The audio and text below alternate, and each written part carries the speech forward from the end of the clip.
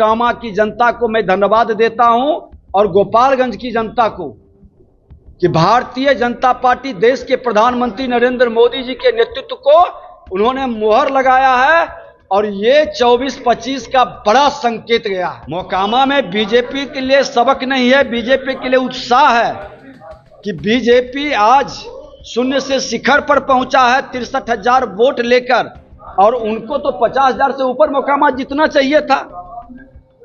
जब एक पार्टी से वो 37,000 से जीते थे, तो आज 7 पार्टी का गठबंधन है, तो ये 7 पार्टी का वोट जोड़े तब तो उनको 60,000 से जीतना चाहिए था। देखिए, भारतीय जनता पार्टी के पक्ष में जनादेश आया है। गोपालगंज में हमने जीता है और मोकामा में भी भारतीय जनता पार्टी के पक्ष में जनता का जनादेश आया है।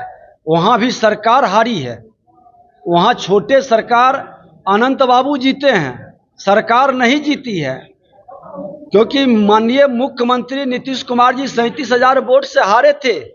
और जब वो उनके साथ चले गए, 7 पार्टी की गठबंधन उस उम्मीदवार के पक्ष में लड़ रहा था, तो वो 37,000 की जीत की मार्जिन 16,000 पर आके अटक गया। तो दोनों जगह भारतीय जनता पार्टी के पक्ष में जनता अपना जनादेश दिया है, और इस जनादेश का असर कुर्नी में भी हम जीतेंगे और दिखाई पड़ेगा। उप मुख्यमंत्री तेजस्वी यादव जी अपने घर में हार गए हैं। गोपालगंज उनका घर था, लालू प्रसाद यादव जी का, वो अपने घर में हार गए। और मोकामा में 27 वर्ष पहले हम लोग लड़े थे, 5,500 वोट आया था बीजेपी को, और आज हम 63,000 वोट प्राप्त कर करके जीत के राह को आगे प्रशस्त कर दिए हैं। आगे हम लोग जीत के मुहाने पर खड़े हो गए हैं। पर महागठबंधन के नेताओं का कहना है कि अगर चिराग पासवान मोकामा में रोड शो नहीं करते तो जितना वोट आप लोग आया है वो भी नहीं आता।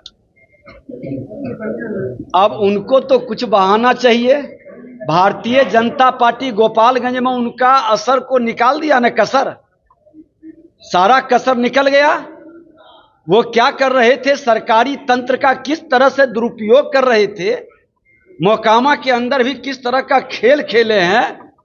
मुख्यमंत्री अपने से फोन कर करके एक एक मुखिया से लेके एक एक लोग को फोन कर रहे थे, और किस तरह से सत्ता का दुरुपयोग किया गया, प्रशासन का किस तरह से दहशत पैदा किया गया, सम्यागढ़ में किस तरह से भाजपा वोटर को केस में फंसाया गया, पीटा गया, क्या माहौल बनाया गया।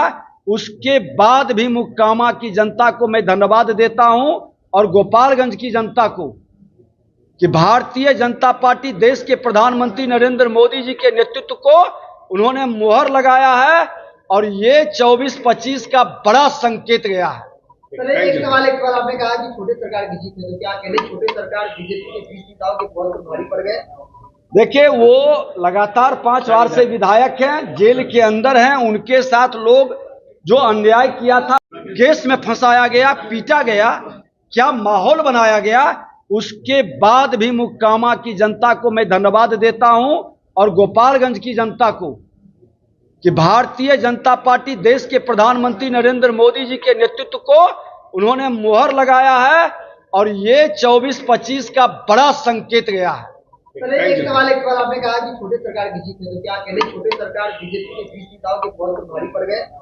देखिए, वो लगातार 5 बार से विधायक हैं, जेल के अंदर हैं। उनके साथ लोग जो अन्याय किया था उसकी सहानुभूति भी उनको मिला है, और वो निर्दलीय भी लड़ करके 37,000 से जीते थे। कितनी बड़ी सबक है मोकामा में बीजेपी के लिए?